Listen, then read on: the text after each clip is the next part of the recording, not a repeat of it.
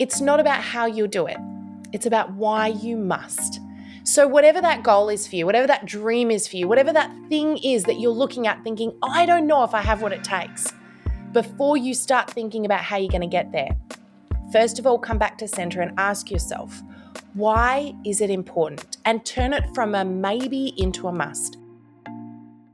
Well, hey there, and welcome to the Direct Selling Accelerator Podcast. I'm your host, Sam Hind, and today I want to share with you a little bit of a vulnerable story because I really believe that some of my listeners out there right now might be feeling very much the same way that I did around a big goal that you might have in your life. I wanted to talk to you today in this episode about why I wrote my book and why it took me 10 years to write it and why in the end I completed the whole thing from start to finish in just 30 days. This was a really big learning journey for me and one that I know many of my students, many of the people that I get to the privilege and honor of standing on stage in front of to impact and to inspire feel very much the same way and are learning curves that we're all going through every day.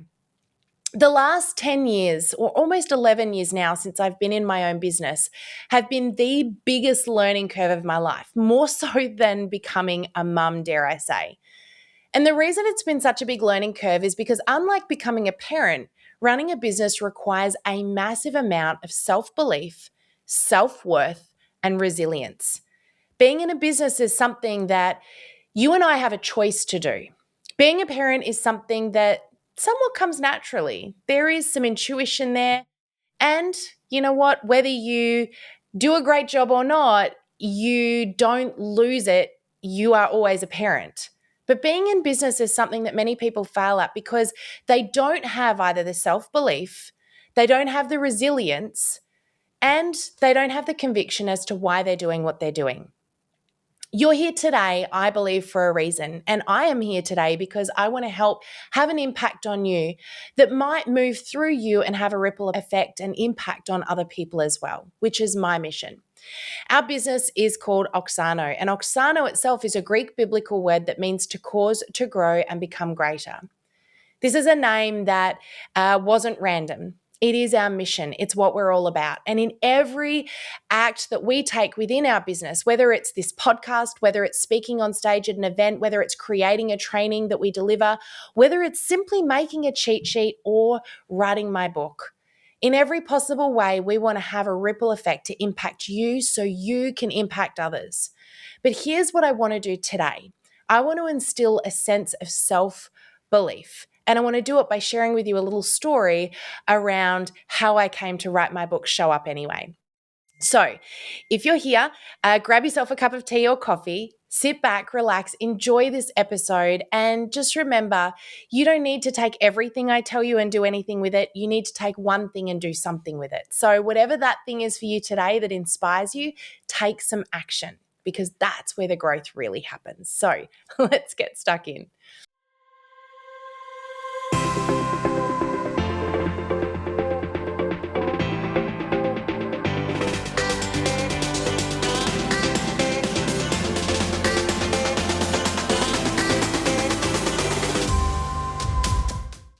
So a lot of people ask me, how did you write your book, Sam? And I want to be really honest with you right now and tell you a little secret. I actually started writing my book 10 years ago. In fact, I would say I started writing my book long before that. It's been a childhood dream for me to write a book, but I never really knew what that book was going to be. 10 years ago, when I moved from my corporate career and into social media and digital marketing as a consultant, I realized that a lot of the information I had was information other people needed. And I wanted to find a way to share that. But I was stuck on something. The first thing I was stuck on was a sense of, or a lack, if you would, of self-belief. You see, here's the secret here.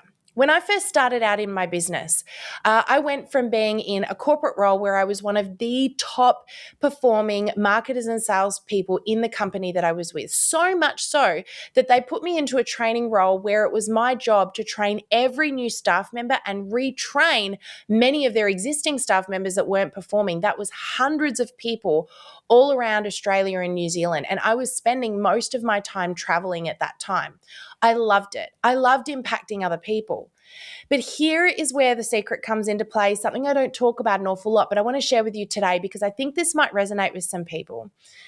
I had a lack of self-belief because whilst I was a really great salesperson, I had learned cold calling from, the world of hard knocks. One of my very first ever jobs was cold calling on the streets, pounding that pavement. I had a marketing training behind me, but I had never been to university. And I had it in my head that in order to be the best, I needed a piece of paper that proved to people that I was qualified to do what I was doing. So when I stepped into my business, whilst I'd had so much digital marketing training, and on top of that, in my very first year of business, because of this lack of self-belief, I went and spent over $50,000 with some of the world's top marketers and marketing courses, traveling all over the globe to learn from the best, to become as qualified as I could without that marketing degree. But it still didn't really cut the mustard for me because something in the back of my mind was telling me I wasn't good enough.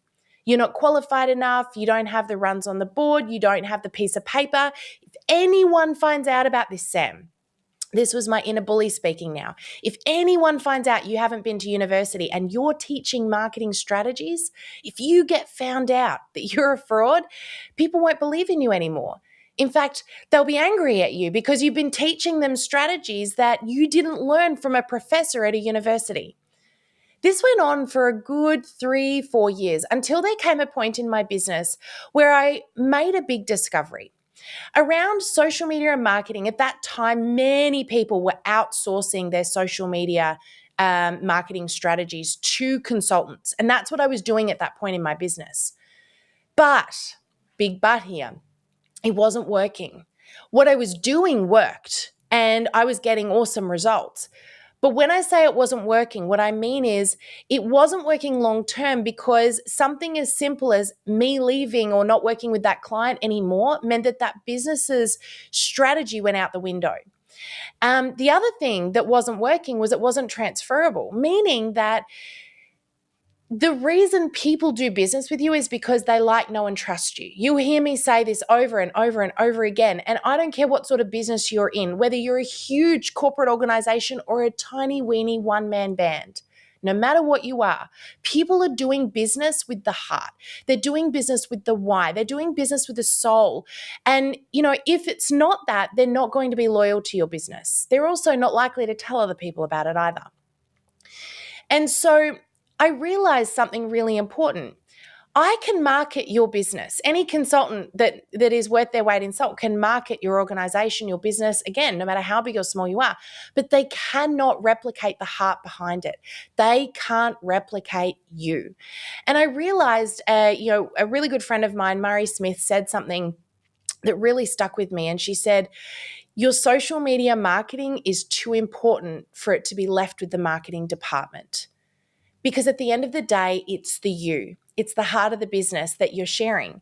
And so I realized that by marketing for people, I wasn't giving them the tools. I wasn't creating something that was going to work for them long term. I was simply filling a gap, like slapping a Band-Aid on their business. But the moment that I was no longer in that business, it all went out the window. So I decided what I needed to do was actually empower and train them to do it themselves. Many people hated that concept. Others loved it because they could see what I could see. But here's the thing, nobody can share what you know, why you do what you do. And the day-to-day is some of the best possible stuff to be sharing with your audience. And that's very hard for an external consultant or marketing agency to do for you. And so I felt like I was doing the wrong thing by running social media and marketing for people. I needed to empower them and give them the tools to do it themselves. In other words, almost make myself redundant to those businesses. And so I began teaching. Now, I knew that eventually I wanted to impact people globally and I wanted my trainings to go online. But here's where it got really interesting. At the beginning of that journey, I had a 3-part process I wanted to go through. The first part was I wanted to get my hands dirty and I wanted to run the marketing for many companies. So I knew I 100% had the answers of what was and wasn't working right now, not because I was guessing, not because I was watching what other people were doing, but because I had been doing it. Then I was going to run in-person workshops and trainings. And that was the second phase of my business. Greg hates this, by the way. When I tell this story, he said that at that time, as someone who had had lots of experience in running companies, he was horrified that I had these almost three completely separate business plans. But today he'll tell you that it was an intuitive stroke of genius that's led us to where we are today. And I couldn't tell you why I knew that's what I had to do, but I just did, and I followed my intuition. Highly recommend that you listen to your gut as well, because you already know the answer to your growth and what you need to do. But let's come back a few steps, because this is about the book, right? So I decided to run in-person workshops was the second phase. And I wanted to do in-person because I wanted to test the material I was teaching on an audience I could see and I could feel and I could get direct response from before I took everything online. And then the online was the third stage, which is where we're at now, and you know how you've probably come in contact with me. So in stage number 2, something very interesting happened. I was still grappling with this sense of a lack of self-belief and self-worth, particularly around this concept that I'm not qualified. And so as I was grappling with this, I'm running these workshops, and I had 50 people at a time would come into one of my workshops, and I would run a 4-week course with 50 people from different companies that would come in, and I would share with them all of the social media strategies that were working right now and what to do with them, and I would tailor them to the businesses, and we were having a really great time. And we were probably in about 6 months into this, and by this stage I'd worked with 300, 400, 500 people, who knows, from different businesses. One particular day, I'm running the introduction workshop, and Rachel, who still works with us to this day, she was my sidekick. She was there with me in the room. It was just the two of us at that time. And we had our little poster on the door, and we had people coming in to hear a little bit more about the courses that I was running. And I remember vividly, she turns around to me at one point. I'm over near the podium getting ready. I'm working myself up because, let's face it, for not many people does speaking come naturally, and I'm certainly not one that it comes naturally to. I really have to get into the right space energetically to be able to present. And you know what? Self-belief always has been and always will be a battle. But today I want to talk to you a little bit about how I've overcome that battle over time. So Rachel turns to me, and I'm working myself up. I'm over at the podium, and she points to these people that have just walked in the room. She's got these big beady eyes on her, and she's trying to point something out and mouth something to me. And I'm going, what? Like, I don't understand what you're saying. And I can see her saying the university. And so I ran over to her and I said, what are you talking about? She said, the whole marketing department from the University of Tasmania have just walked in the door. And they are here to hear from you. And immediately I've got this combination of voices going on in my head. I've got the one that's going, you're a fraud. They're about to find you out because you never got university training. And another one going, Sam, these people want to learn from you. This is proof that a piece of paper means absolutely nothing. Now, as I'm starting my presentation, I've got both of these voices in the back of my head having this full-on argument right now. Any mums here listening probably get what I'm talking about. I call them the channels. You've got different voices all the time, right? Hopefully no psychologists are listening to this and thinking I'm going absolutely crazy. So I'm standing there, I'm presenting to these people, and my nerves are like through the roof. They always are. But at this point, it's like next level. The end of the presentation, I'm sweating, I'm shaking. Everyone left. And as they left, they would all take a little sign-up sheet to join my 4-week course. That was how it worked at that time. And, you know, I knew what the numbers were. I knew what we would normally get. And Rachel said to me, Sam, you just got that entire group of people signed up to your 4-week course and asked us if anyone from the university that wasn't in the room is allowed to sign up as well. I was blown away.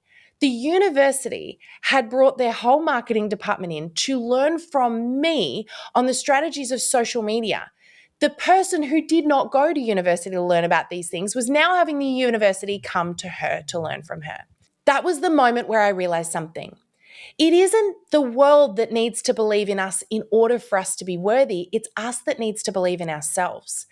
And so coming back to the book, There was a period of time where I really struggled with believing that I had what it took and that I was capable of doing this.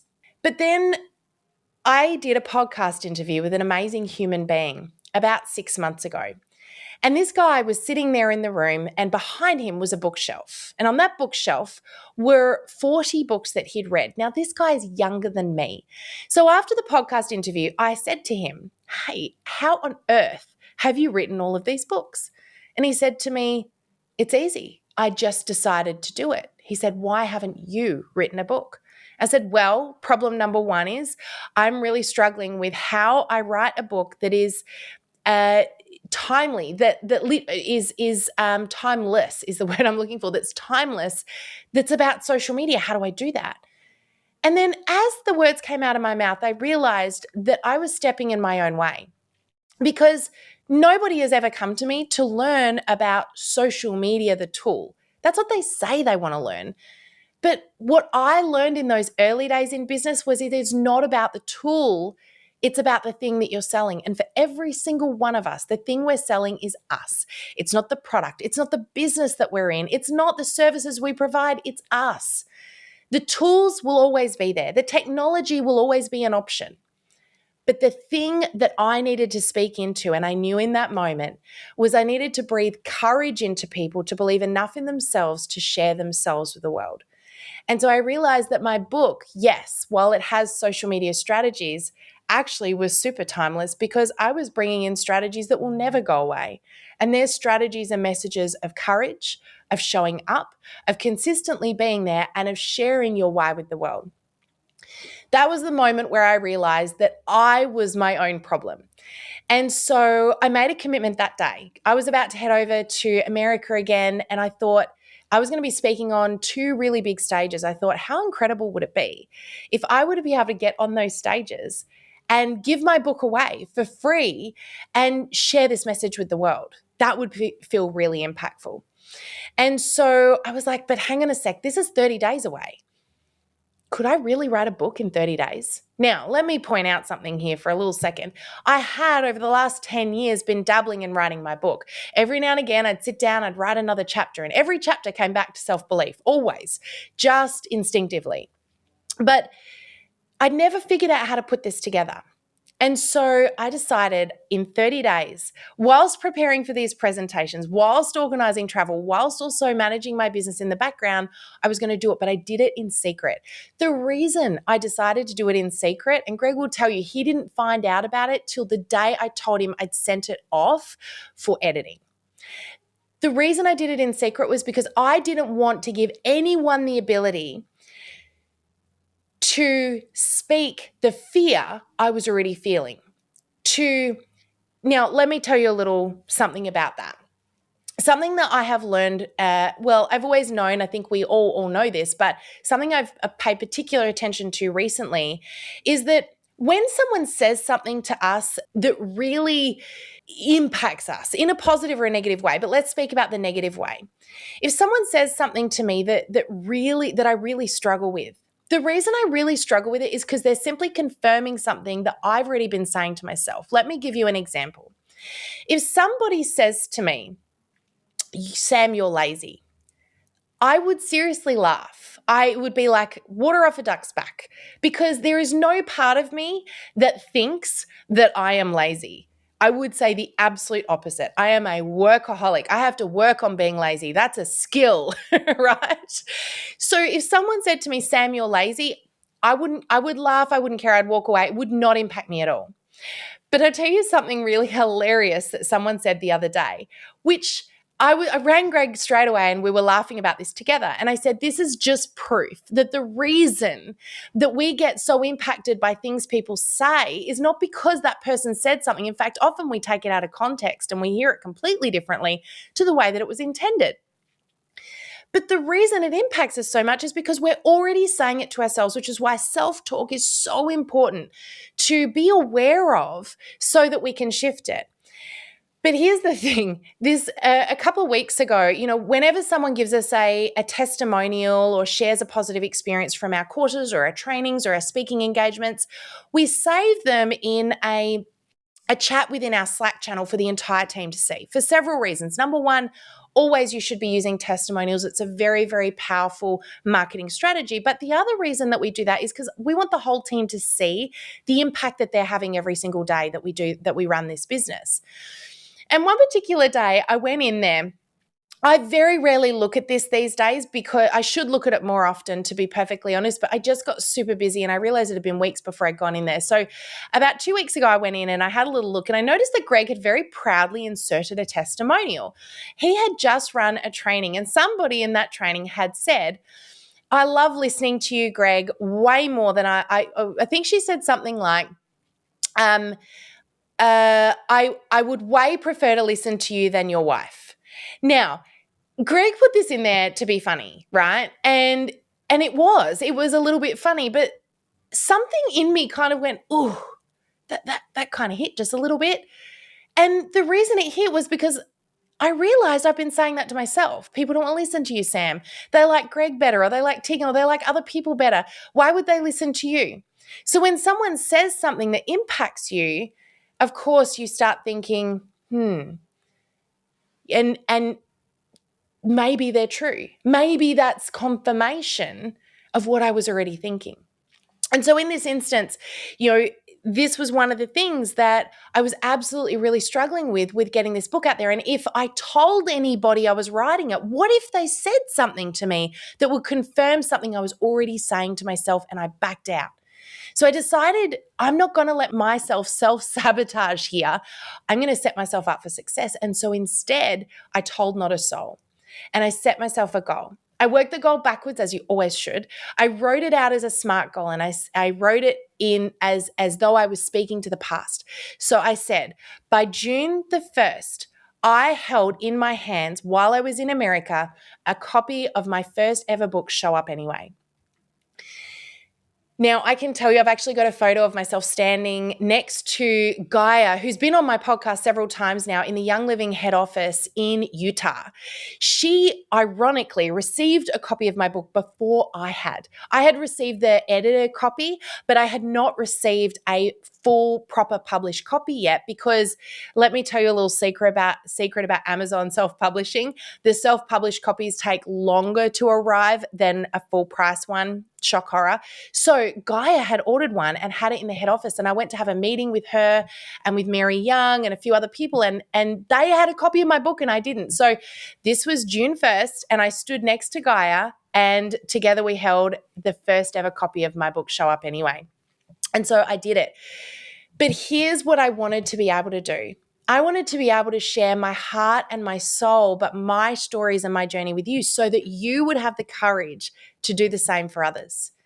Now, on this podcast, I've decided that over the next 6 or so months, I want to share some little insights from my book, some of the little lessons and learnings along the way, and some of the strategies that I share in that book so that maybe they might impact you, but I also want to unpack them a little bit so you can better understand how and why these strategies really, truly work and why they're timeless.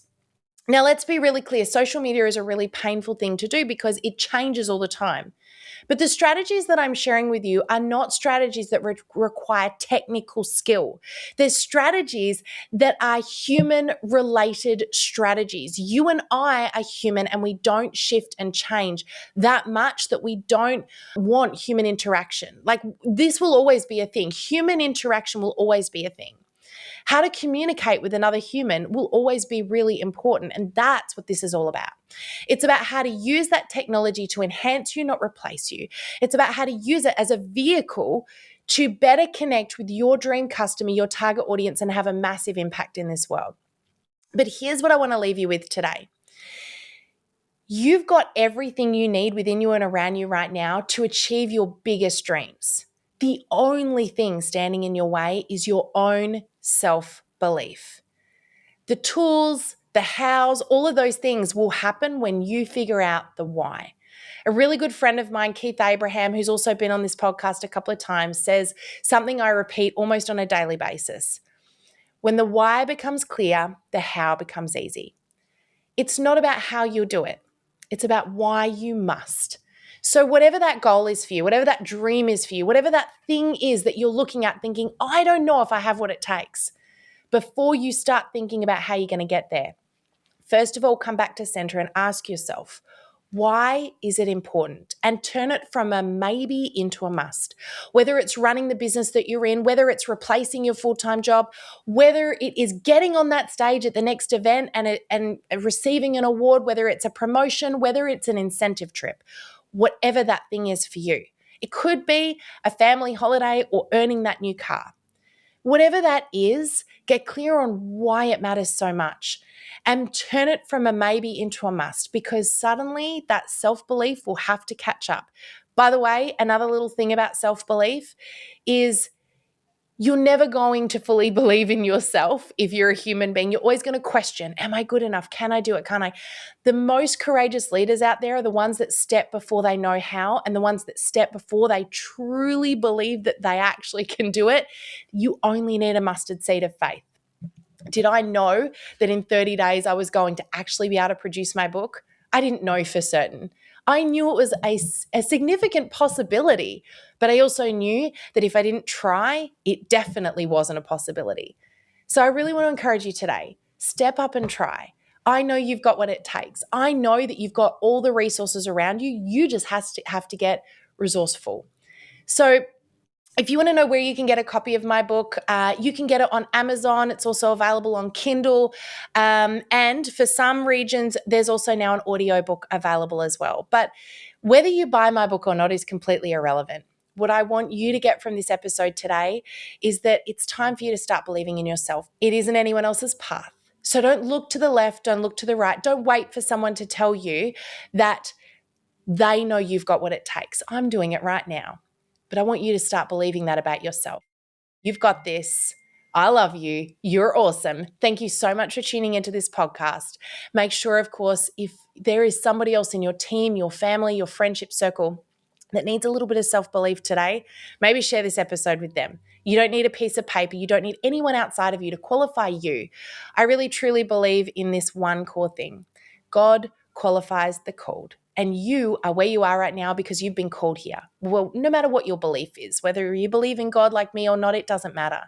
If you are where you are, you're here for a reason. You're here to make an impact. And I believe that you are qualified exactly where you are.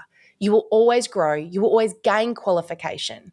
But you don't need anyone outside of you to tell you that you've got what it takes. You need to believe that, because one day the university might walk through the door and say, teach me everything you know. So, little food for thought there for you today. Have a really incredible rest of your week. Thanks again for tuning in and supporting me here with this podcast. Sending you loads of love, and we'll see you here again next week. That's it from me. Bye for now. Thank you for joining us in this episode of the Direct Selling Accelerator Podcast. If you love listening and you found that this was helpful for your direct selling business, please like and subscribe to our YouTube channel. You can also check out the recommended video that's popped up on your screen right here. I look forward to seeing you again next time. Bye for now.